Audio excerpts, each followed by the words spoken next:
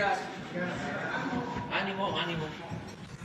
Bueno, pues hoy es miércoles y es el día de el quién es quién en las mentiras de la semana. Es una muestra, ¿no?, muy pequeña, sí representativa, desde luego, metodológicamente válida, porque pues las mentiras en los medios de información convencionales, con honrosas excepciones, abundan. O sea, nos llevaríamos horas y horas, sería muy aburrida la mañanera. Entonces, son pequeños ejemplos nada más, ¿no?, de las mentiras en los medios, pero lo tenemos que hacer para continuar concientizando y previniendo a la población de los ataques en medios de información, toda la manipulación en medios de información que llevan a cometer actos autoritarios. Bueno, se está utilizando ahora la guerra mediática para destituir autoridades legal, legítimamente constituidas. Son como golpes de Estado técnicos a través de los medios de información, que no es nuevo. Fue lo que le hicieron al presidente Madero, toda una campaña de medios, de desprestigio, de mentiras, para socavar a los dirigentes, autoridades que no son afines al bloque conservador, a quienes en el caso de Madero, pertenecían al antiguo régimen y se habían dedicado pues a saquear, a robar. Querían que Porfirio Díaz fuese eterno, que no cambiara nada.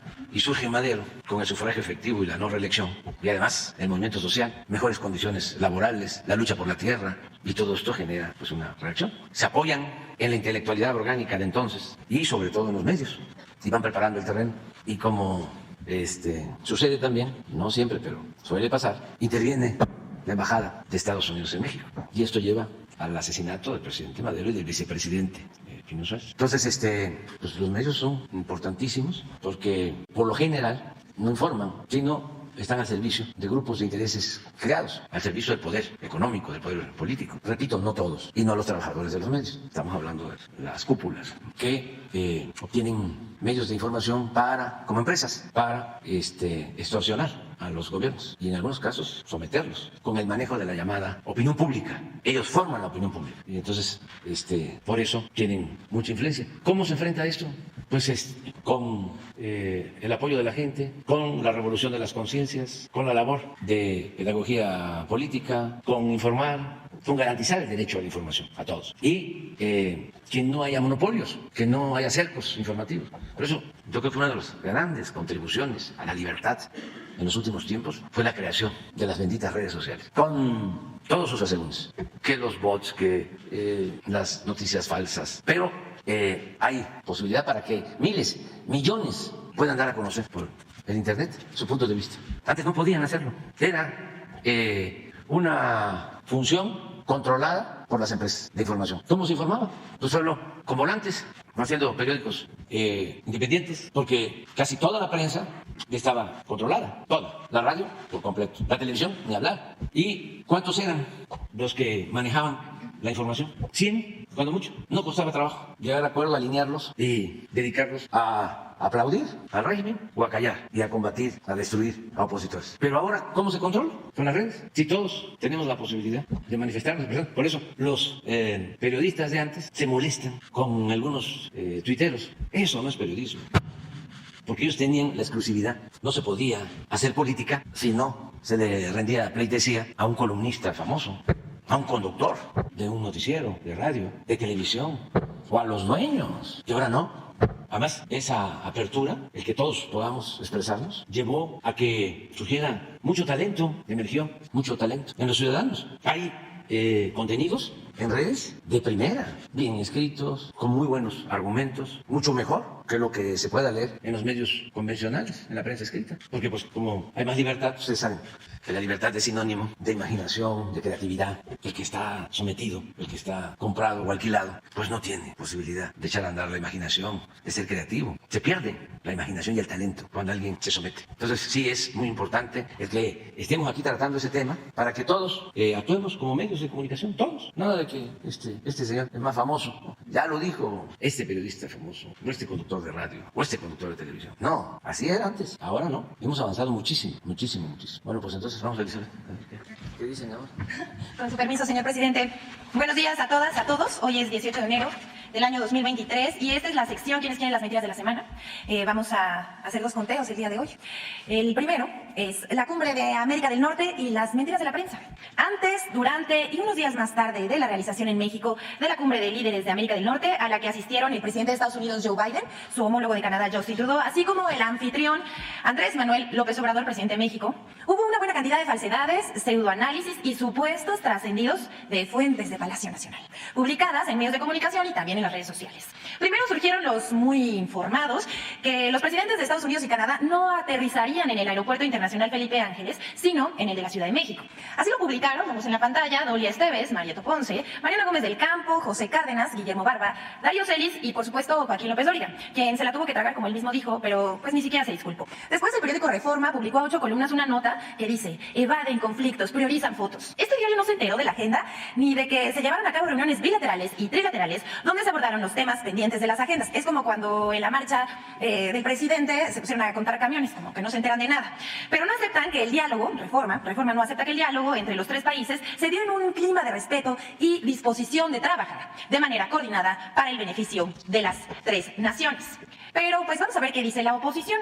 Esta oposición afín minimizó la reunión. Incluso el presidente del PAN, Marco Cortés, salió con la volada y aseguró que fue más importante el anuncio de la alianza electoral opositora que la cumbre de América del Norte. Juzgue usted, no se hicieron esperar las opiniones de quienes son expertos en cualquier tema que le lleve la contraria al presidente López Obrador, como Carlos Marín, Raimundo Riva Palacio, Leopoldo Mendívil, Juan María Nájera, Javier Solórzano, entre otros, que bueno, a falta de argumentos, lanzaron ataques y por supuesto mentiras en contra del presidente López Obrador. Luego se señaló que no hubo acuerdos y que solo fue una reunión protocolaria.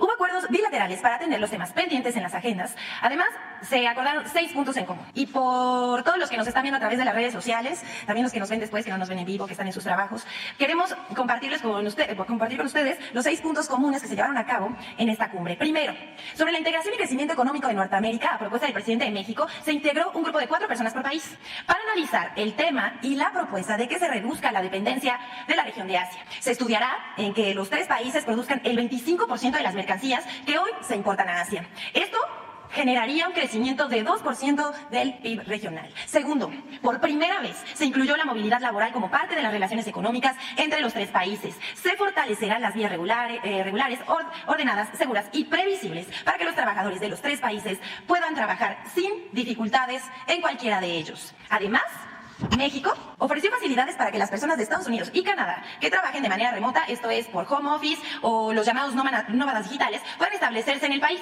El gobierno mexicano trabajará en los próximos 2 años en un plan para facilitar el acceso a la ciudadanía estadounidense a los 250,000 mexicanos que tienen derecho a ello. El tercer tema es el de duplicar la generación de energías limpias. Esto que tanto ha criticado la oposición, por supuesto que sin fundamento. Estados Unidos y Canadá participarán en el Plan Sonora, el cual no tiene precedentes, e incluye inversiones de electromovilidad, construcción de vehículos eléctricos, producción de baterías de litio, semiconductores, entre otras cosas. El compromiso del gobierno de México es reducir sus emisiones de gases de efecto invernadero del 22% al 35% en los próximos 8 años. 4. En el tema de la seguridad pública y combate al narcotráfico, las 3 naciones acordaron perfeccionar el control de precursores químicos para fabricar drogas, sobre todo el fentanilo. También se comprometieron a controlar el tráfico de armas de un país a otro. Quinto, por acuerdo de los 3 mandatarios, se estableció un grupo de trabajo de seguridad sanitaria que tiene por objetivo preparar un plan común para enfrentar la pandemia de COVID-19, la influenza y otros riesgos de carácter sanitario. Sexto, y esto es histórico, se acordó la protección de los pueblos originarios y promover en conjunto la lucha contra el racismo. Y hasta aquí este recuento de los acuerdos que se llevaron a cabo, por si la oposición no se enteró, por supuesto que se enteró, pero publica mentiras. Y vamos con la siguiente, también es un recuento, son las 10 mentiras sobre la captura de Ovidio. Estas son las mentiras más evidentes, elegimos 10 de muchas, que se difundieron sobre el operativo de captura en Sinaloa de Ovidio N., líder del Cártel del Pacífico, ocurrido el pasado 5 de enero. Aquí va un breve top 10 de las mentiras sobre esta aprehensión. Y vamos a ir viendo en la pantalla, que el aeropuerto de Culiacán, Sinaloa, fue tomado por grupos de la delincuencia organizada. Falso. Por seguridad de los pasajeros y el personal de tierra, el aeropuerto de Culiacán se cerró el 5 de enero desde las 8:30 hasta las 22 horas. Al día siguiente se reanudaron las actividades con normalidad. 2. Que durante la captura del capo se registró una fuga en el penal de Culiacán. Autoridades, bueno, esto por supuesto también fue falso, autoridades de seguridad estatal informaron que la seguridad del penal de Culiacán fue reforzada con el apoyo de la Sedena, la Guardia Nacional y la Policía Estatal. no hubo tal fuga de presos. 3. Circuló un video a través de redes sociales sobre el supuesto festejo de la Marina por la captura de Ovidio. Ay, Dios mío, mire, el video no corresponde a Culiacán, Sinaloa, sino a la Ciudad de México y corresponde a los festejos del Bicentenario del Heroico Colegio Militar en el Campo Militar número 1, el 5 de enero de 2023. Así se las gastan. Pero vamos con la siguiente. 4. En redes sociales, la oposición circuló un video para confundir en el que supuestamente el presidente López Obrador se había reunido con el abogado de Joaquín Guzmán Loera. Hay que decir que este video, cada vez que se les ocurre, lo sacan para decir que el presidente se reunió con dicho abogado. Es falso. El 5 de enero de 2023, el presidente López Obrador estuvo en la Ciudad de México y encabezó un evento oficial, además de la conferencia de prensa matutina diaria. Además, el video no corresponde a una comida con el abogado de Guzmán. Por más que lo publiquen, esto es falso. 5. Los diarios La Crónica de Hoy y Vanguardia circularon un video, vean el tamaño, con la leyenda: distintos grupos armados han ingresado a hospitales y centros de salud en Sinaloa para llevarse al personal médico para atender a sus heridos tras su enfrentamiento con autoridades federales. Esto se publicó en sus cuentas de Twitter y también en sus portales. El video corresponde, escuche bien, al allanamiento de la Policía Nacional Civil de Guatemala dentro del Hospital Roosevelt, tras el ataque de un grupo armado a dicho hospital en agosto de 2017, y no a Sinaloa. Asimismo, debido a la gran difusión que se le dio a esta mentira, la Secretaría de Salud de Sinaloa tuvo que salir a desmentir que el personal médico estuviera siendo secuestrado por grupos armados. Una total irresponsabilidad y falta de rigor periodístico. Vamos con la siguiente. 6. Que la captura de Ovidio fue un regalo para Joe Biden ante la visita que se realizó por la Cumbre de América del Norte. Esto, por supuesto, no solamente Fox lo dijo, sino lo replicaron demasiado. Y pues es falso. Por supuesto, la captura de Ovidio Guzmán es el resultado de un operativo de 6 meses de reconocimiento y vigilancia realizado en coordinación entre la Secretaría de la Defensa y la Guardia Nacional en la zona de actividades criminales del detenido. Pero como decimos, así se las gastan. 7. Luego circuló otro video en el que afirma que el ejército mexicano habría usado tanques durante el operativo de captura de Ovidio Guzmán. Otra mentira. Se trata de un video que ni siquiera, otra vez, se grabó en territorio nacional. Fue captado en Turquía en el año de 2016 tras el intento de golpe de Estado por la organización terrorista Fethullah. El 15 de julio de 2016 hubo una asonada en la que participaron casi 8,000 soldados, 35 aviones incluidos de combate, 3 barcos, 37 helicópteros, 246 vehículos, incluidos 74 tanques, y cerca de 4,000 armas pequeñas en este intento de golpe de Estado en Turquía en 2016 y no en Sinaloa. Ya es muy absurdo esto. Vamos con la siguiente. 8. Una de las mentiras más difundidas fue que Ovidio N. habría sido detenido por la Administración de Control de Drogas, DEA por sus siglas en inglés, y no por las fuerzas del orden en México. Un intento más por quitarle el mérito tanto al ejército mexicano como a la Guardia Nacional y, por supuesto, a la estrategia de seguridad que encabeza el presidente Andrés Manuel López Obrador. Hasta movilizaron a sus bots en Twitter para hacerlo tendencia nacional. Pero es falso. La captura de Ovidio Guzmán, como ya dijimos, es el resultado de un operativo de reconocimiento y vigilancia realizado en coordinación entre la Sedena y la Guardia Nacional en la zona de actividades criminales del detenido. 9. Que el puerto de Sinaloa, escuche bien, el puerto de Sinaloa fue tomado por grupos de la delincuencia organizada tras la captura de Ovidio Guzmán, y que en el hecho habría un crucero estrellado contra el muelle y en el que supuestamente se destruyeron varias embarcaciones. Esto no solamente es falso, es muy absurdo. Para empezar, en Culiacán, Sinaloa, no existe ningún puerto marítimo, ya que dicho municipio está situado a 57 kilómetros del mar. El video que circuló tampoco se grabó en territorio nacional, corresponde a Venecia, Italia, en el año 2019. Y 10, con esto terminamos esta parte de la sección. Es la mención honorífica que se llevó el comunicador Ricardo Alemán, quien, fiel a su estilo, publicó un tuit en el que aseguró que Ovidio no era Ovidio. Según él, una fuente militar, como esas que son las fuentes de Palacio Nacional. Yo creo que el Pegaso les habla al oído. Por supuesto que no faltó el humor en la red, y los usuarios hicieron ver que el periodista ya no sabe qué publicar para intentar desviar la atención de los logros del presidente López Obrador. Y bueno, esta es nuestra mención honorífica. Pero por último les presentamos un video sobre las mentiras difundidas acerca del metro de la Ciudad de México. El despliegue de 6.600 elementos de la Guardia Nacional en las instalaciones del sistema colectivo Metro de la Ciudad de México provocó que en redes sociales y medios de comunicación, comentaristas y usuarios lanzaran al menos 4 líneas desinformativas. 1. Falso que apoyo de la Guardia Nacional en el metro sea una militarización. La jefa de gobierno, Claudia Sheinbaum, informó que los elementos de la Guardia Nacional que se encuentran dispuestos en las instalaciones del sistema transporte colectivo Metro no están armados, están ayudando, protegiendo y apoyando de una manera humanitaria a todos los usuarios. 2. Medios de comunicación y comentaristas han insistido en generar la falsa narrativa de que los incidentes en el metro son por problemas de mantenimiento, sin mencionar que tanto la jefa de gobierno, Claudia Sheinbaum, como el director del metro, Guillermo Calderón, han informado que se trata de incidentes atípicos provocados por daños deliberados en las instalaciones, e incluso han mostrado pruebas, mismas que fueron presentadas ante la Fiscalía de la Ciudad de México, al igual que las denuncias correspondientes. 3. Falso que política de austeridad del gobierno de la Ciudad de México provocó recortes al presupuesto del metro. El presupuesto para el metro capitalino en 2023 es de 19.700 millones de pesos, cifra mayor al presupuesto de 2022 y 2021, incluso mayor a la de 2018, donde se le destinó al metro 15.500 millones de pesos. 4. Falso que el gobierno de la Ciudad de México no realizó mantenimiento al metro. Además del gasto anual del sistema de transporte colectivo, el gobierno de la Ciudad de México invirtió 37.000 millones de pesos en 2022 en inversión complementaria, como la reconstrucción de la línea 1, el proyecto Metro Energía, una obra de suministro, transmisión y distribución de energía que equivale a la electrificación de ciudades como Villahermosa, Celaya o Mazatlán, y el nuevo centro de mando. Para 2023, la inversión en ese rubro será de 43.000 millones de pesos. Estas 4 líneas desinformativas fueron impulsadas en Twitter por cuentas bot, como lo demuestra un análisis del maestro Carlos Augusto Jiménez, realizado entre el 7 y 12 de enero, que revela que alrededor del 60% de las interacciones que critican la supuesta militarización del metro y la supuesta falta de mantenimiento son realizadas por bots, lo que permite asegurar que se trata de una campaña coordinada. Infodemia. Gracias, Infodemia. Es cuando, señor presidente. Muchas gracias. Buenos días a todos. Vamos de este lado. Vamos a estos. 3, 4, 5. Y ustedes 3. Y tú también. Vamos a ver si llegamos. Gracias, presidente. Dalila Escobar, de Proceso. Primero preguntarle sobre el tema del juicio a Genaro García Luna, este seguimiento que se ha dado en torno a este procedimiento que se está dando en Estados Unidos. Como sabemos, esta semana se va a terminar de depurar el jurado que habrá de definir si es culpable o no por estos cargos, principalmente de narcotráfico y también por mentir en asuntos migratorios.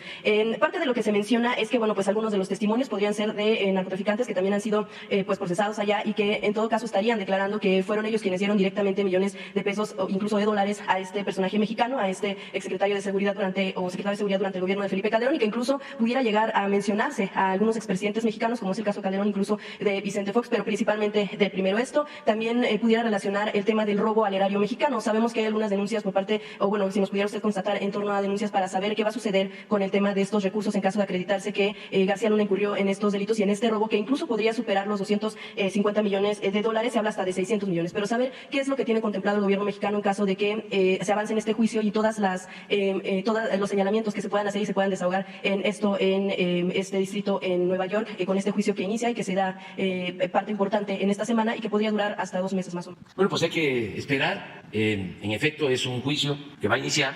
Ya se integró el jurado y en 8 semanas se va a resolver. Ojalá ahí haya información, que es lo que estamos planteando, para todos, sobre las pruebas y la defensa que van a hacer los abogados de García Luna. Pruebas de la Fiscalía, de quienes lo acusan, la Fiscalía de Estados Unidos, y la defensa, ¿no?, que están haciendo sus abogados. Entonces va a haber mucha información y repito lo que ya expresé. Es importante conocer todo este juicio para que no vuelvan a repetirse estas cosas, porque estamos hablando de un alto funcionario público que estuvo con Fox en un cargo relevante. Creo que estuvo en el CISEN y en el AFI, en el CISEN con Cedillo, sí, y luego el AFI, que es una agencia de combate al crimen, a la delincuencia, y posteriormente ya pasa a ser secretario de Seguridad Pública y se va convirtiendo en un hombre muy cercano al presidente Calderón y con mucha fuerza. Hace 3 días, lo leí ayer apenas, sacó el New York Times un reportaje y independientemente de lo que se narra, me llamaron la atención las fotos. A ver si puedes poner el reportaje. Son 2 periodistas que hacen un reportaje sobre el juicio. Algo que aquí en los medios de información convencionales ha pasado de noche. No quieren tratar el tema en México, los medios convencionales. Y repito. No todos, no generalizo.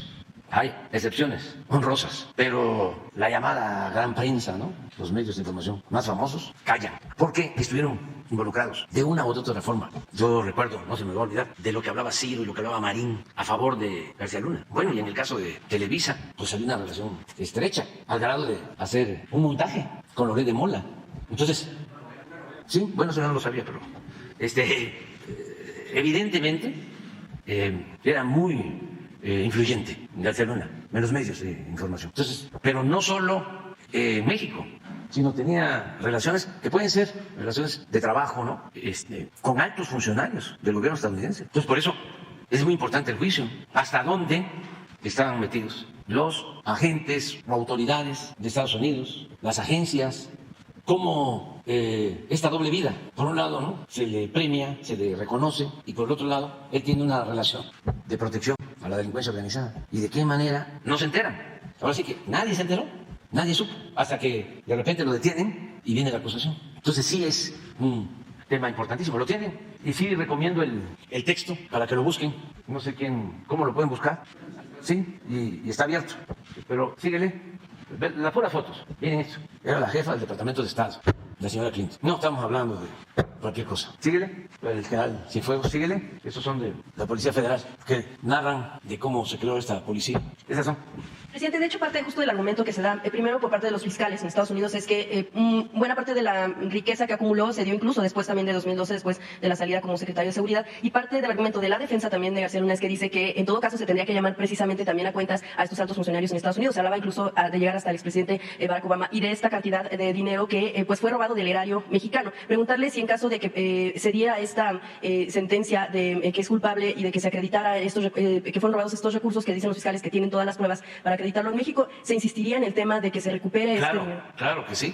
O sea, lo estamos planteando ya en general, en todos los casos. Lo que es dinero de México tiene que regresar a México. Aunque sean juicios que se lleven a cabo en Estados Unidos, nos tienen que devolver el dinero. Sea la cantidad que sea. Eso lo hemos venido planteando en todos los casos. Uno de los escenarios también es que pudiera declararse culpable y ser cooperante, que eso disminuiría de alguna manera el tema de los años en prisión, pero pudiera ser deportado a México. Y el otro es testigo colaborador. En ese caso podría incluso eliminarse la posibilidad de que regresara a su país. Pero en caso de que fuera así y que se acreditara como culpable y pudiera empezar a hablar a lo mejor de expresidentes en México, también se tomarían en cuenta todos estos elementos para llevar a cabo juicios por este escándalo de narcotráfico en el país. Vamos a esperar. No nos adelantemos, ¿no? Se tiene que ver qué relaciones había. Sí, se demuestra que recibía dinero, sobornos, si él se quedaba con el dinero o había reparto del botín. ¿Y quiénes se beneficiaban? ¿Qué otras autoridades? Todo eso va a salir. O, sin aceptarlo, la autoridad tiene que presentar pruebas, porque ¿cómo van a tener a una persona 3 años detenida y va a juicio y no tiene pruebas? Sería un fiasco, más que eso, una injusticia. Pero si han transcurrido 3 años y se habla de muchísimos testigos, además me llama la atención esto de que, primero, los abogados dicen que no se involucre autoridades de Estados Unidos. ¿Por qué no? No, esto lo dice el juez. Lo que dice es que no necesariamente tenían que saber que tenía esto. Sí, porque los abogados lo que quieren es que sí participen. Porque los abogados, lo que me imagino que esos tienen es que fueron acciones concertadas. Esa es una. Entonces, yo soy de la idea de que si estuvieron involucrados autoridades de Estados Unidos, que sean llamados a declarar y que participen. Y lo otro, pues, también llama mucho la atención, eso sí, de los abogados de García Luna, que no quieren que se tome en cuenta la riqueza de García Luna a partir de que concluyó su periodo. El que nada debe, nada teme. ¿Cómo es que nada más mientras fui servidor público, ya los negocios que hice, que son negocios privados, y la riqueza que obtuve, no tiene por qué tomarse en cuenta? Yo me preguntaría, por sentido común, ¿cómo se obtiene tanto dinero en tan poco tiempo? Cualquier persona, hasta un empresario. O sea, terminó en 2012, está 6 años. ¿Sí? Y del 2018 a ¿cuándo lo detienen? No, del 12 al 18, 6 años, tiene una gran riqueza. ¿Cómo se obtiene en 6 años tanto dinero? Estamos hablando de casas en Estados Unidos, de yates. ¿Cómo? ¿Por qué tanto éxito? A Loret de Mola, para comprar su departamento y tener su mansión en Valle de Bravo, le llevó tiempo. Pero fue 6 años. Entonces, pues hay que investigar todo. El último punto en este sentido, y que está, sabemos, derivado con el juicio que también se le llevó a Joaquín Guzmán Loera, preguntarle, presidente, también ayer dan unas declaraciones el abogado del Chapo, diciendo que pues se han violado sus derechos y que piden en todo caso audiencia con usted, y también que sobre todo se violaron durante el procedimiento que tuvo que atravesar para ser extraditado a Estados Unidos, y que pide en todo caso regresar a nuestro país. ¿Qué responde ante esta petición que hace la defensa legal también del Chapo? Lo está tratando la Secretaría de Relaciones Exteriores. Además de hacer la declaración del abogado, según me informan, con Ciro Gómez Leiva, ya había presentado una solicitud por medios electrónicos al embajador de México en Estados Unidos, creo que el día 10 de este mes. Entonces, Esteban envió la solicitud a la Secretaría de Relaciones Exteriores, que es a la que corresponde, y el encargado para América del Norte ya está viendo este asunto. Y sí, lo vamos a revisar. Porque es un juicio que está llevando. Sí, pero hay que ver, yo respeto mucho esa postura, pero cuando se trata de derechos humanos, sí, hay vías y hay instancias internacionales. Entonces no es descartar, porque el principal de los derechos humanos es el derecho a la vida. Entonces, a cualquier persona se le tiene que garantizar ese derecho. Nada más, hay que ver si procede, no procede, si tenemos, como lo menciona Marcelo, nosotros posibilidad de hacerlo, si tenemos facultad para hacerlo, pero siempre hay que dejar la puerta abierta cuando se trata de derechos humanos. Presidente, pero independientemente de lo que se haya dedicado el Joaquín Guzmán, o sea, este tema es todo lo que confesó. Es muy polémico todo eso, ¿no? O sea, eso ya lo sabemos, pero no se puede decir no, así, se tiene que argumentar. Gracias, presidente. En un segundo tema, lo que tiene que ver con una entrevista que se hizo a Jaime Cárdenas, quien fuera director del Instituto para Devolver al Pueblo lo Robado. Él lo que declara es que durante el tema de la rifa del avión presidencial, recordemos los 2.000 millones de pesos que no se pudieron utilizar, que había entregado la Fiscalía General de la República y se tuvieron que devolver. Lo que declara en parte de este asunto es que para reponerlos tuvo que buscar algunas instancias para poder encontrar ese dinero que se localizó en una parte de asuntos decomisados y dólares que pudieron cambiarse a pesos. Pero también menciona que hubo un punto en el que usted dio una orden en torno a que pudiera utilizarse más recursos por parte de la Fiscalía, que estos fueran canalizados al INSABI y de esa manera el INSABI pudiera cambiar más billetes, pudiera comprar más billetes de lotería. ¿Cuál es la situación? ¿Qué fue lo que sucedió en ese momento? Sobre todo, ¿qué fue lo que motivó a hacer ese tipo de solicitud? Eso es politiquería y pues coraje del abogado Cárdenas y amarillismo de proceso. No, sí, para empezar, a ver, periodísticamente hablando. ¿Cuándo sucedió eso? He hablado del tema. ¿Cuándo? No, se habló muchísimo. Lo que le quiero preguntar es... No, si él, permíteme, Sí. si él salió declarando, hay declaraciones, como era en contra de nosotros, le abrieron todos los medios, todos. Es un refrito que lo agarra el proceso por él y por el problema que tiene el proceso con nosotros. Portada. ¿No tienes ahí la portada del proceso? A ver, yo pregunto, ¿vale la pena desde el punto de vista periodístico una portada? ¿Hay corrupción? ¿Alguien se robó dinero? ¿Hubo esa orden entonces, presidente? No. Porque habría implicado cometer actos de peculado, por ejemplo, ejercicio de atribuciones. ¿Qué es lo que sucede? Todo lo que confisca la Fiscalía, por ley, lo tiene que entregar al Instituto para devolverle al pueblo lo robado. Y ese instituto utiliza dinero para ayudar a la gente. Se devuelve el dinero. Entonces, cuando la rifa del avión, en ese entonces, tenía que entregar la Fiscalía dinero al instituto. Y lo que se le pidió a la Fiscalía era que entregara el dinero. Me acuerdo perfectamente, porque no era posible tener ese dinero, porque había que mandar los dólares confiscados que tiene la Fiscalía, aquí hasta lo dije, a Canadá. Porque de todos los dólares, esto para que también se sepa, aunque ya lo dije una vez, que se confiscan, se van a Canadá para ver si no tienen vestigios de sangre, si no tienen olor o restos de droga. Entonces, es a partir de eso que ellos deciden cuáles billetes se pueden utilizar y cuáles no. Entonces, eso fue lo que pasó. Entonces, como no se podía esperar a que regresaran de Canadá el dinero, porque además lleva mucho tiempo, pues se buscó otro mecanismo. Lo que pasa que no sé qué le sucedió al abogado. Siempre había tenido conmigo una buena relación, nunca le hice nada, al contrario, ¿no? Les podría contar hasta la relación que tuve con él. Es más, les voy a contar una anécdota con él, que todo esto ayuda mucho. Cuando llegué a dirigir un partido, se estaba negociando quiénes iban a ser consejeros en el INE, y a mí me tocó estar en la mesa. Ya les he platicado de que a partir de ahí es que pudieron los partidos entrar a la televisión, porque antes ni pagando aceptaban, y fue por una postura nuestra, porque nos levantamos de la mesa, queríamos dar a conocer un mensaje, porque venía una campaña en el Estado de México, en Guerrero, de una publicista, Tere Struck, que en paz descanse, nos hizo unos mensajitos, y de acuerdo a los costos de las televisoras, dijimos, pues tenemos este dinero, vamos a contratar que nos transmitan estos mensajes, que no tenían contenidos políticos fuertes, eran farezas. Nada más era dar a conocer de que existía un partido y que venían unas elecciones. Pues no. Entonces estábamos en esa discusión. Cuando yo llegué a la mesa representando ese partido, era Chaufet, secretario de Gobernación, es Cedillo, presidente. Y dije, ya no sigo aquí, me retiro, porque estamos hablando de que haya democracia y los medios están controlados. Ni pagando quieren transmitir nada de los partidos. Y fue así como, por la intervención de Gobernación, empezaron a vender ya tiempos en radio y televisión y muchas otras cosas más. En esa ocasión, que por cierto no votamos nosotros a favor de esa reforma, porque significaba darle muchísimo más dinero a los partidos. El partido que yo llegué a dirigir tenía como 2 millones al año. Y de acuerdo a esa reforma, iba a recibir 200 o 300 millones. Un aumento desproporcionado. Ya me dijo Cedillo, cuando le dije que no íbamos nosotros a aceptar eso, me dijo, le voy a ver cobrando el cheque. Le digo, no me va a ver. ¿Qué hicimos? Pues llegó el dinero y utilizamos el dinero para crear un fideicomiso y apoyar a huérfanos y a viudas de compañeros que habían perdido una vida luchando por la democracia durante el gobierno de Salinas, cuando hubo mucha represión. Lo segundo fue que creamos casas para ayudar a migrantes en la frontera. Y lo tercero es que entregamos de manera gratuita los libros de secundaria, que no eran gratuitos. Lo entregamos en los municipios donde nosotros gobernábamos. Me dio mucho gusto porque, enojado Cedillo, a partir de ahí, estaba de secretario de Educación Pública Miguel Limón, deciden que ya los libros de secundaria iban a ser gratuitos en México. O sea, hemos hecho muchas cosas, hicimos muchísimas cosas antes de tener el gobierno. Bueno, en esa ocasión, y ustedes viven los dos,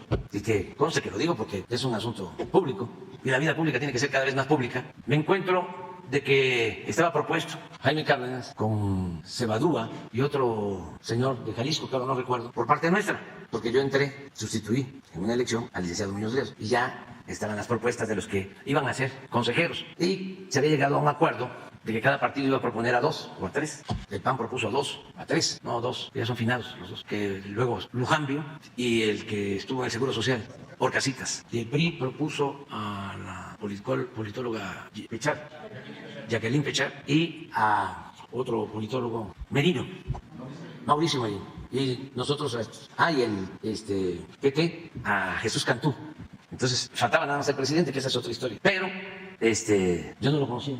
Salió llegando y me dice, Chofet, secretario de Gobernación, no estoy mintiendo, por eso lo digo, tenga cuidado con él, porque él no es de izquierda, él viene del PRI, fundamentalmente había un dirigente del PRI de Querétaro, ayúdenme, no, cuando asesinaron a Colosio, el que era presidente del PRI, Ortiz Arana, es gente de Ortiz Arana, Fernando Ortiz Arana. Todo eso para los jóvenes es interesante, ¿no? Y también para los no tan jóvenes, para no olvidar. Y hablé con él y le dije, me está comentando Chofet, de que tú pues no estás con nosotros, sino estás con el PRI, con Ortiz Arana. Entonces él me dijo, no, sí, yo lo conozco Ortiz Arana y todo, pero yo tengo mis convicciones. Y se quedó de consejero. Y todo muy bien. Desde entonces, diputado, nuestro representante en el INE, y de repente que lo convoco para que me ayudara en este asunto tan delicado, que necesitaba una gente honesta, pues duró creo que un mes. ¿Cuánto?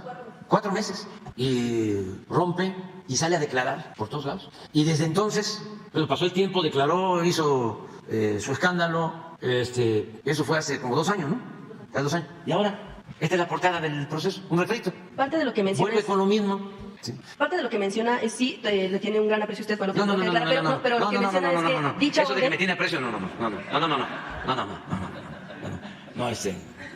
Pero lo que menciona es que... Sí, porque siempre usan eso, ¿no? Sí. Yo no tengo ningún problema con el presidente, pero la gente que lo rodea, no es así. Lo que argumenta es que solamente que seguir una orden de esa magnitud pudiera llevarlo a cometer un delito que después tal vez pudiera llevarlo a la cárcel. Sí, Ese fue el argumento. Sí, por eso, pero renunció, esto mismo que acaba de declarar, lo declaró en ese entonces. No, hablaba sobre temas que había encontrado de corrupción al interior y sobre algunas situaciones que no podía en ese entonces. Y solo preguntarle qué sucedió con los 2.000 millones de pesos que se devolvieron al Infonavit de lo de la FGR. ¿Qué fue lo que pasó ya después? Sí, y se devolvió el Infonavit y no hay ningún problema de nada. Nosotros no somos rateros. Por eso, no tiene ningún efecto. O sea, y es un refrito de hace 2 años y es el proceso, que ya no tiene nada que ver con lo que fue el proceso de otros tiempos. Ya está entre el alarma y el siempre de los últimos tiempos.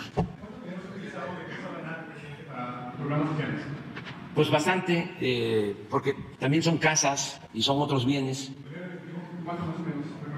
No tengo el dato, pero sí podemos informar. Sí podemos informar porque se tiene que estar informando. A ver si mañana ha pasado que Prieto dé un informe de cuánto la Fiscalía ha entregado.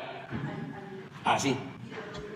Sobre el decreto para poner las operaciones acá en el aeropuerto Benito Juárez, Vamos por orden. Presidente, buenos días. Jorge Díaz de Ensenada, Baja California, de CNR y Lánzate.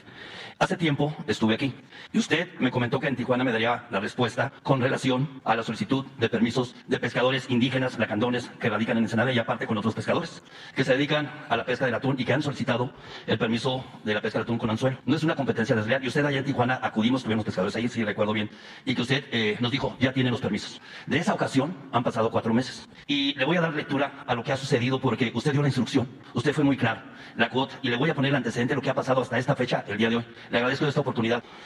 Como usted recordará, el 19 de agosto del año pasado en Tijuana, Baja California, les dijo a los pescadores de Ensenada que solo tenían que demostrar que tenían los barcos y les entregarían los permisos. También le solicitó a la gobernadora de Baja California que lo acompañara en este proyecto. Los barcos se verificaron entre el 24 de noviembre y el 16 de diciembre del año pasado por personal de CONAPESCA y de la Secretaría de Pesca y Acuacultura del Estado de Baja California, conocida como CEPESCA. La CONAPESCA y el INAPESCA, a propuesta de la CEPESCA, quieren entregar a los pescadores de Ensenada permisos de pesca de fomento, cuyo objetivo es la investigación de especies y artes de pescas nuevas. Y esto que solicitan los pescadores indígenas no es un arte de pesca nuevo, ni tampoco de fomento, porque el atún se conoce de años y lo quieren disfrazar o simular de que lo quieren entregar de esta manera, que no les sirve, porque ellos tienen los barcos, fueron revisados y continuó.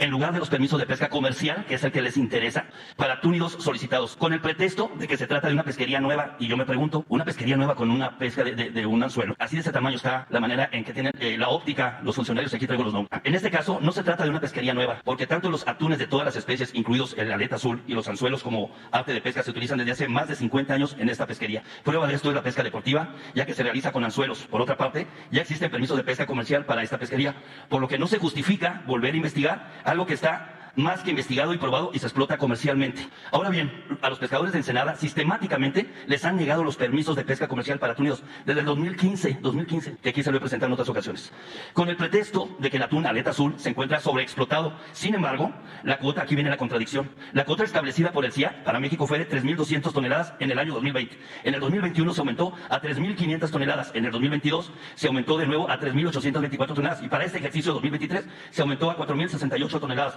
por lo que demuestra que es falso que se encuentre sobreexplotado. Los pescadores les suplican los apoye para lograr que les expidan los permisos de pesca comercial para túnidos solicitados, ya que sienten que la CONAPESCA y la INAPESCA, a propuesta de la CEPESCA del gobierno del estado de Baja California, simulando acatar sus instrucciones, cosa que no han hecho, del 19 de agosto del año pasado, quieren darles permiso de pesca de fomento para que una vez que termine su administración para el 2024, con el pretexto científico de la sustentabilidad de la especie, determinen que no es conveniente que pesquen atún aleta azul como pescadores tradicionales y le quiten los permisos. Le voy a dar los nombres de quiénes son los que no han querido y han estado poniendo argumentos. Pero yo te propongo una cosa mejor, porque no de los nombres, porque si no se va a complicar más. Mañana, ¿cuándo te regresas tú? El viernes. Bueno, ven mañana. Va a estar aquí el secretario de Agricultura y el de Pesca y te van a dar respuesta. Gracias, presidente. Ya voy a estar aquí. Mañana estaré aquí. Ya, Sí. déjale nada más a Jesús Sí. los papeles y mañana. Se los entregué ya, ¿eh? Sí. Ya. Mañana, Sí. si no hay ningún problema, aquí públicamente, Sí. es más, desde ahora, ver con Víctor Villalobos para que se empiece a tramitar y a ver si mañana entregamos ya los permisos. Si no hay problema. Si hay problema, aquí van a venir a decir, por cuestiones de sobreexplotación o por la razón que exista, que tiene que haber algo, ¿sí? Sí. No vamos a entregar los permisos. Por supuesto, ¿Sí? claro. Ya, o sea, es un emplazamiento. ¿Te parece? Por supuesto, y cumplen con todo. Tienen los documentos que el día de ayer se los entregué y los mismos dictámenes ahí están. Ya, mañana. Lo principal, tienen los barcos, es gente que se ha dedicado a la pesca. Fíjese nada más, usted ha de conocer la palabra cayuco. Desde ahí empezaron estos pescadores, y están en Ensenada. Y lo que quieren es eso. Otro punto rápido, las cajas de ahorro, que es punto y aparte, le agradezco esta atención de que mañana se den estos permisos siempre y cuando lo que usted acaba de expresar. Sí. Las cajas de ahorro de Ensenada son maestros ya grandes, que se le están muriendo. Y ya usted comentó también que le iba a decir a la gobernadora Marina Pilar acerca de que se les pague, pero les quieren pagar en partes y son gente que se muere y que es su dinero, presidente. ¿Usted está pues así con la disposición de apoyar a la gobernadora en que les den el dinero ya a esta gente? Sí, hablarle a Marina, que es una muy buena gobernadora, Sí, así es. para que Ya le pagó uno, ¿eh? atienda este asunto. Así es. Y luego hay un tema importante de una señora que logré que la escuchara la gobernadora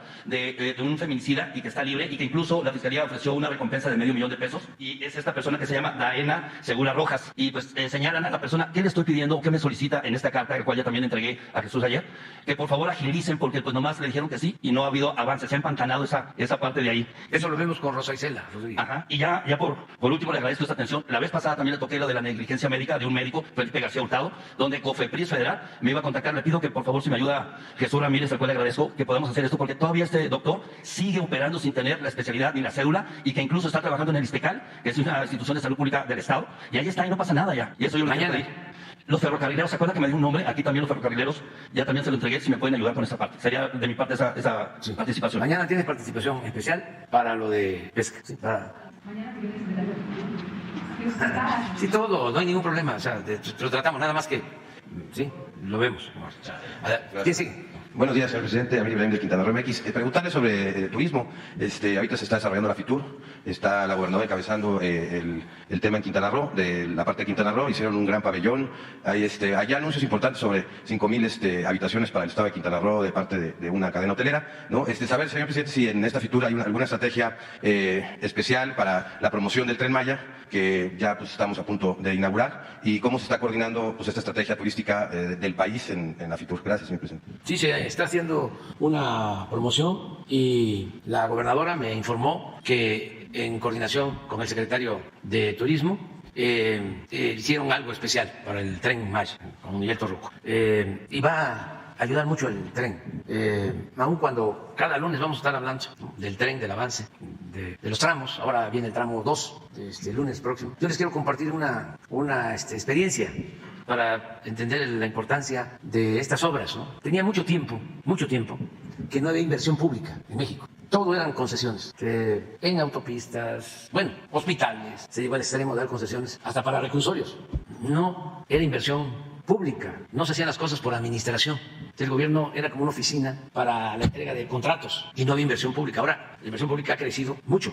El Tren Maya es inversión pública, la refinería es inversión pública, lo del Istmo es inversión pública, lo del aeropuerto es inversión pública. No es deuda, ni son concesiones. En el caso del tren, las utilidades van a ser para pensiones y jubilaciones, tanto del ISSSTE como de las Fuerzas Armadas. Las utilidades, no es una empresa la que va a obtener las utilidades particulares. Por eso también, algunos no lo han entendido, decidimos entregar estas obras a una empresa de la Secretaría de la Defensa para que ellos cuiden que esta empresa pública no pase al sector privado, que no se privatice, pues. ¿Qué es privatizar? Es convertir lo público en privado. Así está en el diccionario. Eso ya no lo creemos. Entonces, si pones de favor el plano del tren, acabo de estar allá y me gustó mucho el que primero se llegó a 30 millones de viajeros en el aeropuerto de Cancún. Récord. Imagínense, 30 millones. Lo que estamos buscando es que cuando menos el 10% utilicen el tren, para que se internen, porque no queremos que el crecimiento quede nada más en Cancún. Luego avanzó a la Riviera Maya y llegó hasta Tulum, que es uno de los sitios más atractivos. Hay sitios así que son lugares preferidos hasta para las celebridades. No voy a meterme en eso, pero ahora, por ejemplo, Puerto Escondido, hay unos lugares de exclusividad. Bueno, durante décadas, desde los años 70, pues fue Cancún, 70 del siglo pasado, y luego se fue moviendo hasta aquí. Todo lo demás de Quintana Roo, todo el sur de Quintana Roo en la pobreza. Entonces, aquí está Carrillo Puerto. ¿Cuál es uno de nuestros propósitos? Bueno, pues que los que llegan aquí, bajen, se internen, o por el Golfo, para darle vida y reactivar la economía en 5 estados, incluido Quintana Roo, la parte sur. Porque durante el periodo neoliberal esto era lo que crecía en 20, 30 años. Y todo lo demás, incluso hasta estando tan cerca Mérida y Yucatán, no había crecimiento. Ni la parte sur de Quintana Roo y mucho menos Campeche, aún con el petróleo, con Cantarell, que lo agotaron por completo, todo el campo petrolero de Cantarell, que llegó a producir hasta 2 millones de barriles diarios, uno de los campos petroleros más importantes del mundo. Bueno, Tabasco, nada. Chiapas, lo mismo. Mucha gente durante 3 décadas, 30 años, todo esto se iba a trabajar. La gente a buscarse la vida acá, en la construcción. Y otros, ya a partir de Veracruz, al norte. Periodo neoliberal, salieron de Veracruz 1 millón de veracruzanos. Todo esto hay que explicarlo para que tengamos en cuenta de que el modelo neoliberal fue un rotundo fracaso para la gente, no para los machuchones. Por eso lo impulsaron y por eso lo sostenían con fraudes electorales hasta que la gente dijo basta, y ahora también por eso quisieron regresar por sus fueros, para seguirse beneficiando ellos. Bueno, ¿a qué iba? De que este es el tren y ese es uno de los propósitos, porque además de la belleza del Caribe, de la selva, de la belleza de esta parte del Golfo, de la belleza de las ciudades coloniales, por ejemplo, la ciudad amurallada, esta ciudad es bellísima, Campeche, Mérida, bueno, la belleza de Chetumal con todas sus historias de piratería, bueno, la selva. Además de todo, aquí está la región arqueológica, estoy convencido, más importante del mundo. Son los sitios arqueológicos de la gran cultura maya. Es Palenque, es Calakmul, Tulum, Chichén, Uxmal, Tezná, ¿no? Bueno, ¿qué está sucediendo ya con el tren? Todavía no está terminado. Llegaba, vamos a decir, el crecimiento hasta aquí. Ahora ya está creciendo Carrillo Puerto y Bacalar. Ya Bacalar tiene, porque son pocas sus habitaciones, tiene como 95% de ocupación. Pero lo más significativo, porque aquí es la laguna de los 7 colores, que es bellísima, pero aquí Carrillo Puerto pues es la capital maya, es la antigua estación Chan Santa Cruz, y aquí no había nada. ¿Saben cómo le decían? Carrillo muerto. Y ahora ya tiene vida. Pero además, como Felipe Carrillo Puerto fue un gran dirigente revolucionario, así se va a llamar el nuevo aeropuerto de Tulum, Felipe Carrillo Puerto. Entonces, ahora que fui, el general Vallejo me comentaba eso, como aquí ya es más caro vivir aquí, ya pues ingenieros y muchos ya se están tratando de vivir aquí, y ya aquí ya tiene vida. Entonces todo esto va a ayudar muchísimo. Mara lo sabe y va a ayudar bastante para el desarrollo. Preguntarle, presidente, en este sentido, en el mismo tema, si hay una estrategia, digamos, turística. Lo que pasa es que, bueno, en Quintana Roo, de los famosos paquetes vacacionales que llegan, se van, hay toda una fuerza, digamos, mercadotecnia y comercial para hacer llegar esos 30 millones, ¿cómo se llama?, de turistas. Saber si el gobierno federal ya está pensando en el paquete turístico que va a ofrecer para hacer este recorrido y competir, porque va a ser una competencia, para sacar 10-20% de los turistas que llegan, digamos, de Quintana Roo a hacer este recorrido, que va a ser muy especial. Si ya hay una coordinación con algunos hoteleros, o algo para crear estos paquetes vacacionales que de entrada pues van a ser muy atractivos para todos los europeos, porque los europeos les encanta el turismo cultural, ¿no? Y bueno, pues saber si ya están estas estrategias de mercado más que elaborándose, porque tenemos cerca la inauguración, ya creo que este año tenemos previsto, o tiene previsto usted inaugurar ¿cómo se llama? El tren, y pues la competencia va a estar fuerte. Sí, ya estamos trabajando en eso. Queremos hacer una historia. Es que es una nación. La historia de la cultura maya, de la gran civilización maya. Lo que yo siempre he sostenido de que no se le ha dado la importancia que tiene a nuestro pasado histórico. Y nos hemos quedado en los 500 años de conquista o de intervención. Cuando mucho, hemos bajado 200 años más con la fundación de Tenochtitlan, pero de ahí hacia más abajo no hay mucho conocimiento. Y son raíces muy profundas las del México nuestro. Entonces va a ser muy importante el que se conozca esto. Entonces estamos hablando de una cultura, pero si hiciéramos lo mismo con la cultura zapoteca, la cultura tolteca, ¿sí?, la olmeca, pero aquí se conjugan una serie de factores. Primero, pues que esta es una nación, porque incluso no es nada más el sur de México, es Guatemala, es Honduras, es todo Centroamérica. Fue la gran civilización maya. Y luego la selva y el Caribe. Ahora sí que, ¿dónde lo vas a agarrar? ¿Ya tiene algún nombre pensado para esa estrategia? O sea, ¿algún funcionario público va a estar encargado, digamos, de la estrategia esta de mercado, del paquete, digamos, de la historia, de crear la historia, del concepto que se va a vender al turista? Lo están viendo, sí. Pero lo primero es un análisis que tiene a su cargo antropología. Diego Prieto, ya hemos estado hablando sobre esto, ya van a integrar un equipo, ¿sí?, para hacer todo el estudio, dar a conocer lo que existe en la región, los nuevos descubrimientos que se han logrado, que también son muy importantes, y a partir de ahí la promoción turística. Tenemos que resolver hasta cuánto va a costar el boleto en el tren. Desde luego no va a costar lo mismo para un turista extranjero que para un turista nacional. Va a costar menos el pasaje para la gente de la región, es para ellos. Se tiene que informar dónde van a estar las estaciones, dónde van a estar los paraderos. Se tiene que informar sobre las zonas arqueológicas, los museos, los sitios de recreación, cascadas, cavernas, las playas, todo completo, ¿no? O sea, tiene que darse a conocer. Ese es el plan. Sí, ya lo estamos trabajando desde ahora, o sea, estamos viendo esto, aunque le estamos dando más. Sí, porque tenemos el tiempo encima. Yo voy este fin de semana de nuevo, voy cada 15 días, vamos avanzando. Sí, me da mucho gusto cada vez que voy porque avanza y avanza y avanza. Se han portado muy bien las empresas, ya ni les digo de la entrega de los ingenieros militares. Tienen campamentos cada 25, 30 kilómetros en sus tramos. Hay un responsable con un equipo, los que hicieron el aeropuerto Felipe Ángeles, todos están allá.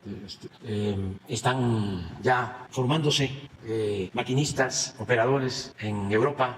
Ya se está resolviendo todo lo que tiene que ver con la electrificación del tren, que eso ya lo hemos dicho, pero lo vamos a seguir repitiendo. ¿Por qué no pones de nuevo el plan para que se vea cómo se va a cuidar el medio ambiente?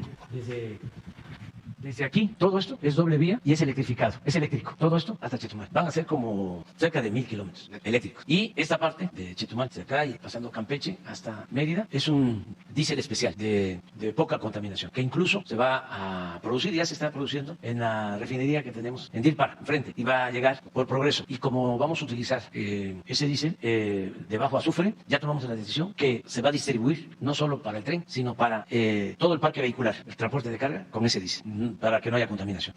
Son de las cosas que se van a ir conociendo, pero es apasionante el que podamos. Yo lamento que nos detuvimos o nos detuvieron, porque entre más tiempo terminado, permite también más tiempo de operación para los periodos de prueba, para consolidar el tren. Por ejemplo, el caso del aeropuerto Felipe Ángeles, como lo terminamos el 21 de marzo del año pasado, pues tenemos tiempo para consolidar, para pues ir desmintiendo, ¿no?, toda la campaña de desprestigio de que el cerro no iba a permitir que bajaran los aviones, que la torre estaba inclinada, que solo vendían tlayudas, y ojalá y se vendieran tlayudas. Ay, las tlayudas. Que espantaban, ¿no? Entonces, poco a poco, que no bueno, que se hacía muchísimo tiempo para llegar. Estamos acortando el tiempo. ¿Sí? Por ejemplo, pongan un Twitter de el diputado de Coyoacán, imagínense los de Coyoacán, híjole, Coyoacán, de Cuadripo, de los de Elizabeth, de hoy, ¿sí?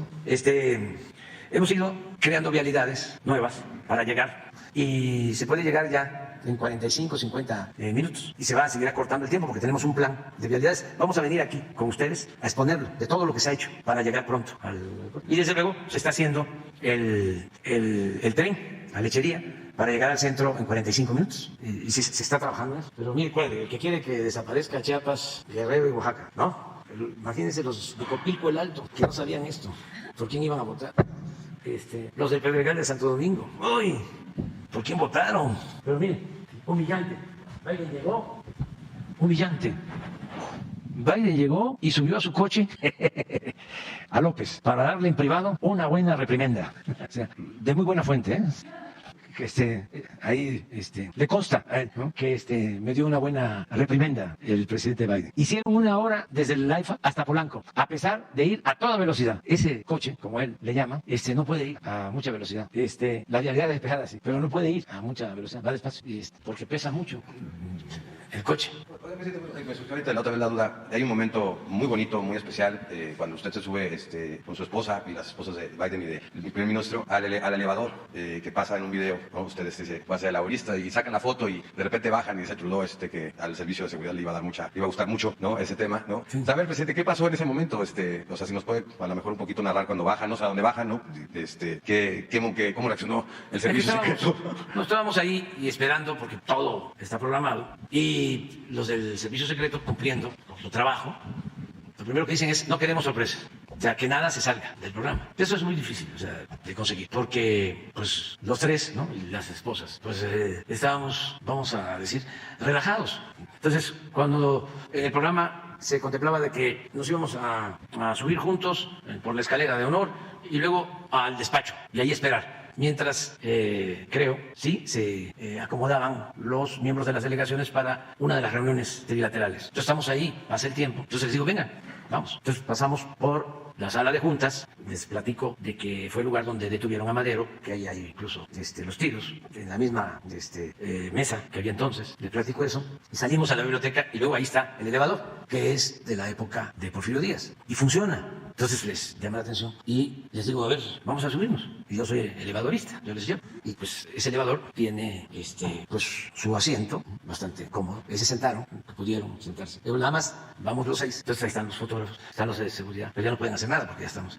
Entonces, opero el elevador y nos vamos abajo. Entonces, ellos contentísimos, ¿no? ¿Qué es esto? Entonces bajamos, eso no se habla obviamente en el programa, y ese elevador baja a la puerta que da a Corregidora, en la esquina, frente a la Suprema Corte. Ahí siempre pues hay una vigilancia, por lo general son mujeres de las Fuerzas Armadas las que están. Y estaban ahí las mujeres de las Fuerzas Armadas en la puerta que da a la calle. Entonces les dije, abran, por favor. Entonces bajamos y salimos a la calle, a Corregidora, y ya les mostré que estaba la Corte. Creo que les dije, mire, por aquí entraba antes el presidente de la Corte a recibir instrucciones. Ya de nuevo subimos y ya llegamos y ya nos fuimos a la reunión. Pero sí, fue de mucha amistad la reunión, muy relajada, no hubo reclamos. Eso que dice Reforma, es que ellos están pensando en otras cosas, ¿no? Ya van a venir a regañarlo. El Reforma dice eso, a ver si lo de Elizabeth de hoy, de que fueron fotos y pocos acuerdos. Pues. Es que sí, evaden conflictos, priorizan las fotos. Pues sí, es que tenemos una diferencia con Canadá. Bueno, en la cuestión eléctrica. En la minería, que deberíamos de tener más problemas, porque son 125 mineras canadienses. Son 2 problemas de parte de ellos y 1 de parte de nosotros. 1, porque hay una minera que no nos paga los impuestos. Y 2, que se quejan, que no los dejan trabajar en Guerrero. Que es cierto, que los extorsionan y eso, y ya lo estamos viendo. Pero de 125 mineras, no hay huelgas, no hay nada. Sin embargo, hay un asunto de unas plantas eléctricas, de permisos que les dieron de autoabasto, que de acuerdo a la ley son ilegales, es fraude legal. Ya hasta lo resolvió la Suprema Corte. ¿Y qué es lo que pasa? Que esta empresa, que incluso le compró las acciones a otra empresa italiana, pues no tuvieron cuidado y empezaron a hacer una sociedad con algunas empresas mexicanas, con Oxxo, por ejemplo, pues, que tiene que ver con el Reforma. Entonces, no es autoabasto porque no generan energía para las empresas canadienses que tienen el permiso, pero simulan porque supuestamente Oxxo y todas estas empresas tienen acciones de $1 por acción, una simulación completa. Entonces nosotros ya no podemos mantener eso, tenemos que buscar una solución porque es una ilegalidad. Afortunadamente el primer ministro Trudeau pues entiende estas cosas, es una persona pues decente, ya se le explica y ya entiende de qué se trata. Pues. Y a pesar de eso yo hice el compromiso de recibir a los gerentes de estas empresas y buscar una solución, buscar una salida que no les perjudique, porque estas empresas recogen dinero de fondos de pensiones en Canadá. Entonces queremos buscar una solución. Pero los adversarios nuestros pues desinforman y buscan la confrontación. Además, le recordé, con todo respeto, al primer ministro Trudeau, de que son 32 estados en nuestra república, que hay un estado que se llama San Luis Potosí, que el escudo de ese estado tiene un cerro, el Cerro de San Pedro. Y le dije, cómo era antes, que las autoridades del PAN, federales y locales, en contubernio con una empresa minera canadiense, destruyeron el cerro y destruyeron el pueblo, el Cerro de San Pedro. Entonces está el escudo de San Luis y está el cerro, pero ya no existe. Incluso hasta se suicidó extrañamente el presidente municipal. Entonces cuando les digo todo esto, imagínense lo que estamos haciendo, pues poniendo orden, porque así como se cometían estas arbitrariedades, ahora afortunadamente la mayoría de las mineras canadienses nos están ayudando a que no se destruya el territorio, que se cuide el medio ambiente. Son las que más pagan a los trabajadores mineros y son las que más ayudan a las comunidades y a los gobiernos estatales. O sea, todo tiene su pro y su contra, ¿no? Entonces siempre buscamos los equilibrios, pero hay gente, o sea, nuestros adversarios, que lo que quisieran es que el gobierno que fuese como antes. ¿Quién manejaba la política económica? Pues los de arriba, los potentados. ¿Quién manejaba la Secretaría del Trabajo? Pues los de arriba, los mineros. Y por eso hasta expulsaron al dirigente sindical Napoleón Gómez Urrutia, porque nunca ganaban los trabajadores. Siempre el poder lo tenían los de arriba. Y ahora hay una actitud en el mundo de protección del medio ambiente, de defensa a los trabajadores, de defensa a los pueblos originarios, de no permitir la corrupción. Entonces, ¿por qué nos vamos a pelear? O sea, si esas son las reglas, nos entendemos como lo hicimos, y bien, sin problema. Pues nada más un recordatorio, la vez pasada allá en Chetumal le planteé el tema de unas zonas regulares en Solidaridad en Playa del Carmen. Nos dijo ahí que Sedato iba ahí, a ver si podían integrar esas zonas irregulares en el plan de desarrollo que está ejerciendo. Nada más que no hemos tenido información de nada de parte de Sedato, solamente para saber si... sí, lo vemos con Román Meyer. Hacer llegar la información. Sí, con Román Meyer, me acuerdo. Sí, pero vamos. Sí. Buenos días, presidente. Nancy Flores, de la revista Contralínea. Buenos días a todos y a todas. Presidente, usted hace un momento decía que es difícil comprender cómo, en el caso de Genaro García Luna, pues amasó una riqueza entre 2012 y 2019 que fue aprendido allá en Estados Unidos. Y lo mismo sucede en el caso de Felipe Calderón Hinojosa. Nosotros en Contralínea publicamos un reportaje de 4 partes en la cual damos cuenta cómo este expresidente de la República pues amasó una fortuna millonaria y para ello creó, entre otros mecanismos, asociaciones civiles y también creó estas sociedades cooperativas. Estas asociaciones civiles se dedicaron a obtener donativos millonarios que sobre todo empezaron a fluir a partir de que él dejó la presidencia de la República. Nosotros documentamos el caso de contratistas de petróleos mexicanos que le dieron donativos millonarios a este expresidente. Y pues en todo este tramo estas asociaciones también las creó junto con su esposa Margarita Zavala. La pregunta, presidente, es si las autoridades hacendarias, las autoridades financieras van a investigar qué hacen todos los fundadores de estas asociaciones civiles, porque esta figura está creada para pues brindar asistencia social sin fines de lucro. Ese es, digamos, el objetivo de las asociaciones civiles. Por eso tienen un régimen especial en materia de impuestos, en materia fiscal. Y en este caso, pues todas las asociaciones civiles de Felipe Calderón y Margarita Zavala han sido utilizadas para sus fines políticos. Eso está absolutamente demostrado. Una de ellas incluso la impulsaron para convertirse en partido político y finalmente no pudieron hacerlo por irregularidades que, de acuerdo con el Instituto Nacional Electoral, se encontró que el 8.18% del financiamiento a esta asociación civil no se podía conocer su origen, lo que podría implicar operaciones con recursos de procedencia ilícita. Entonces, preguntarle si se va a hacer una revisión acerca de estas asociaciones civiles que terminan enriqueciendo a los fundadores y además convirtiéndose en pues mecanismos de presión política o también para fines políticos, muchas veces en contra de las mayorías. Mira, son asuntos que corresponden pues a la Fiscalía y al Poder Judicial.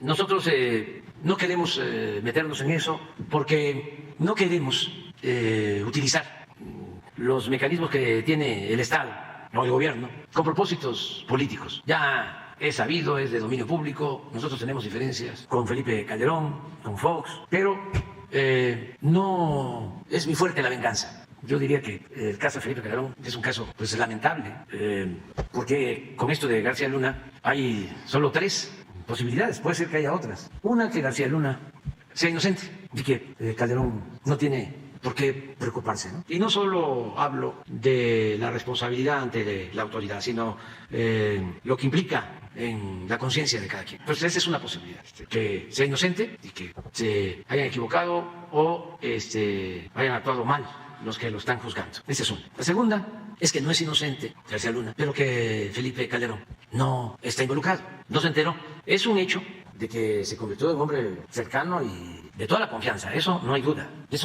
porque fue como avanzando hasta que se puso del lado de él. Pero tampoco eso significa que él, me refiero a Calderón, se involucrado. Ahí lo que pudo haber sucedido en esa hipótesis es de que él no tuvo cuidado y se dejó engañar, o lo engañaron. Ese es lo segundo, que tampoco se descarta, ¿no? Porque en política los amigos suelen ser de mentira y los enemigos de verdad. Y eso de las lealtades es muy relativo. Eso cuando se habla de que somos muy leales a usted y eso, siempre me volteo, ando buscando al tonto que se los crea. La lealtad tiene que ser al proyecto, la lealtad tiene que ser al pueblo, tiene que ser a los ideales, tiene que ser a los principios. La lealtad en política sí, es muy relativa. Son muy pocos los que actúan con lealtad. Y eso porque existen vínculos, o sea, porque se piensa igual, porque se tienen los mismos ideales, se tienen los mismos principios. Ahí es donde está la lealtad. Entonces, hay muchas traiciones, gente que no tiene ideales, no tiene principios, no le importa el proyecto, no le importa la transformación, no le tiene amor al pueblo. Está pensando nada más en cómo le va bien a él, cómo triunfa, sin escrúpulos morales de nada, traicionando a todo el que encuentre enfrente o se le ponga enfrente. Entonces, ese es lo segundo, que lo engañó, que sí estaba involucrado y lo engañó. Y sintió de que era muy eficiente, porque también sucede así, eso, ¿no? Hay unos que son así, resuelven todo, y afanositos, sí, a pantalla, y sorpresas te da la vida. Entonces, pues, pudo ser eso, ¿no? También llegó a ser muy poderoso, muy fuerte. Esa foto con la señora Clinton es de una prepotencia sin límite. Esa foto, ponla. Es una gente que se siente superior a todo. O sea, él es el poder, encarna el poder. Y esa es la segunda hipótesis. Y la tercera es que sí sabía, y que estaba involucrado. Entonces, ¿para qué yo me meto en esto? Sí, vamos a esperar que estas cosas se aclaren. Yo no le deseo mal a nadie. En el artículo del New York Times dice, es que si le va mal a García Luna, le va a ir mal a la oposición. No estamos nosotros pensando en eso. Nosotros lo que queremos es que ya no se repita el oprobio, los agravios al pueblo, la corrupción, la impunidad, que se entienda que somos servidores públicos, que se entienda que nosotros no somos los dueños del presupuesto, que el presupuesto es dinero del pueblo, que solamente somos administradores de los dineros del pueblo, que se entienda que el poder es humildad para contribuir a la transformación del país por las nuevas generaciones. No vamos a estar pensando en venganzas. Lo que queremos es, lo dije desde el principio, sí, buscar estigmatizar la corrupción, así de claro, porque se veía como algo completamente normal. Ni siquiera perdían su respetabilidad los corruptos. Y yo creo que eso es más importante o igual de importante que el castigo a los corruptos. En una sociedad en donde se ve normal la corrupción, el saqueo, el que de la noche a la mañana alguien se enriquezca y hasta se le celebre, es una sociedad perdida completamente. En cambio, una sociedad en donde se señala al corrupto y no se le aplauda y que logremos hacia adelante, porque además se puede, porque el pueblo de México es un pueblo honesto, desterrar por completo la corrupción. Yo les he hablado aquí de países como Dinamarca, donde no hay corrupción, pero además ni siquiera saben. Una vez me tocó platicar con un danés y le decía yo de que el problema de México era la corrupción. Y estaba así como, ¿cómo? A ver, ¿qué es eso? Y resulta que hay ministros en Dinamarca que llegan a sus oficinas en bicicleta y que no hay prepotencia. Bueno, como no hay corrupción en Dinamarca, no hay violencia y no hay pobreza. Claro, es un país con poca población, pero bueno, eso es un ideal. Buscar que no haya corrupción, que haya estado de bienestar, y eso se puede lograr en el país. Hacia allá es que queremos conducir a México, hacia allá es que vamos. Y mucha gente, millones de mexicanos, desea eso. Entonces no es la venganza, es hacer a un lado lo que hizo Salinas. ¿Qué hizo Salinas? Engañó, también, de manera espectacular. A ver, la quina a la cárcel. 1 o 2 banqueros o empresarios a la cárcel. Los de más edad se deben de acordar que decía, no, este sí tiene voluntad de hacer justicia. No le tiembla la mano. Este sí. Mete a la cárcel a la quina, pero entrega todos los bancos que eran de la nación, las minas que eran de la nación, las empresas que eran de la nación. El peor saqueo de la historia de México, pero todo espectacular. Y con un manejo de los medios, bueno, fue el que acarrió a todos los intelectuales y lo cooptó todo. Entonces, ¿para qué lo espectacular? No, mejor vamos a que no se repitan las cosas, la no repetición. Y esto de las asociaciones, que es una muy buena investigación de parte de usted. Bueno, eso existe en México y en el mundo. Los conservadores, que además de corruptos son muy hipócritas, tienen esos mecanismos en todos lados. ¿Se acuerdan que hubo una asociación que me nombró el tirano del año? Bueno, pues resulta que esa asociación de estas, de la llamada sociedad civil o no gubernamental, está impulsada por una señora de Inglaterra que llevó a cabo una campaña en contra de Corbyn, un dirigente laborista, que fue el presidente del Partido Laborista, acusándolo de estar en contra de la comunidad judía. Y una campaña hasta que lo afectaron muchísimo en su imagen política, esa señora. Pero resulta que esa señora está en una asociación que recibe dinero de una fundación del gobierno de Estados Unidos que también le da dinero a Claudia X González. Entonces, ¿qué hacer? Pues se puede presentar denuncia, pero lo mejor es ante el Ministerio Público, pero lo importante es que la gente vaya teniendo información para saber cómo funciona todo esto y cómo muchas de estas asociaciones son manejadas desde el extranjero con propósitos políticos. A ver, ¿por qué se van a Madrid? ¿Por qué no se van a Barcelona? No a Santander. ¿Por qué Madrid? Todo tiene una explicación. Lamentablemente, Madrid, no lo digo por los madrileños, que yo respeto mucho al pueblo español, pero las élites son de las más conservadoras del mundo. ¿Dónde está Vargas Llosa? O sea, independientemente de que si tienen problemas con la justicia, o si son culpables o no, hay redes pues, y hay sitios del conservadurismo y hay financiamiento y hay publicistas. Es una internacional del conservadurismo dedicada a la propaganda en contra de gobiernos, de dirigentes que luchan por la justicia o por la liberación de los pueblos. Los tengo bien filiados, bien filiados. Pero no voy a estar presentando denuncia, pues no voy a estar como la senadora Xochitl. Con todo respeto digo a ella, ¿no?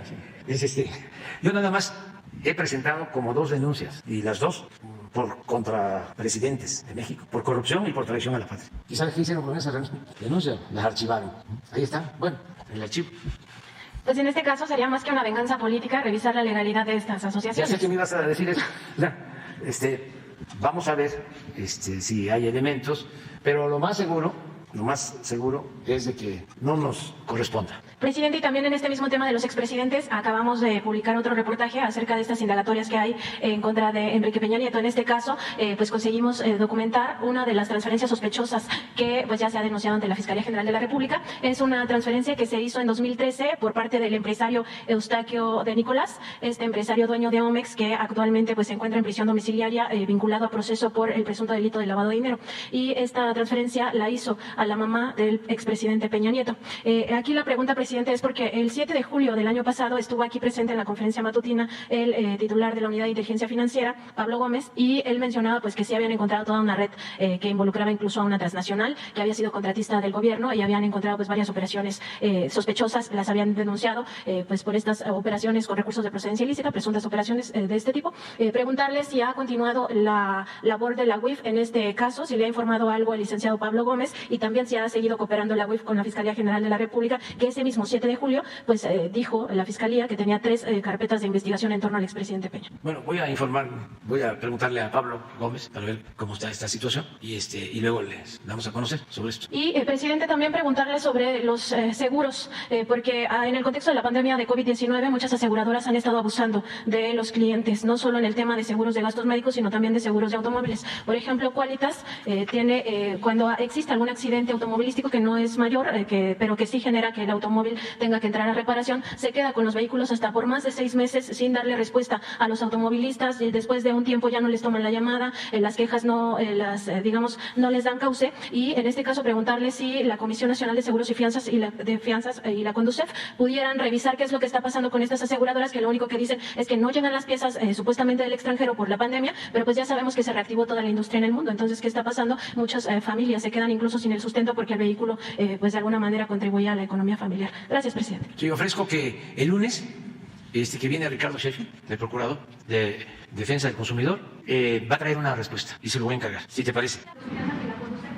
Sí, pero que Ricardo se haga cargo y que él vea con estas otras 2 instancias del gobierno. Sí. Me tengo que ir ya, me vas a dar.